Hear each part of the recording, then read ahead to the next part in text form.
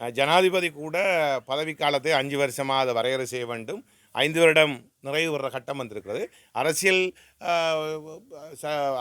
அரசியலமைப்பின் பிரகாரம் 5 வருஷத்துக்குள்ள இந்த 5 வருஷம் முடிவில் இந்த தேர்தல் நடத்தப்பட வேண்டும் என்ற விடயத்தில் அவர் இணக்கப்பாட்டோடு இருக்கிறார். அவர் இதுவரை எந்த மாறுபட்ட கருத்துக்களையும் தெரிவித்ததாக நான் அறியலை. அந்த அடிப்படையிலே ஒரு சில தனிப்பட்ட நபர்கள் இவ்வாறான வழக்குகளை முன்வைக்கின்றார்கள். ஆனால் இதை ஜனாதிபதி தொடர்படுத்தி அல்ல அரசாங்கத்தோடு தொடர்படுத்தி பார்க்கின்ற ஒரு பார்வை பல மட்டங்களில் இருந்தாலும் ஜனாதிபதியை பொறுத்தளவுக்கும் அரசாங்கம் என்ற தரப்பை பொறுத்தளவுக்கும் எம்முடைய நிலைப்பாடு குறிப்பிட்ட இந்த 5 வருஷ நிறைவு வருகின்ற அக்டோபர் மாதத்தில் ஜனாதிபதி தேர்தல் நடத்தப்பட வேண்டும்.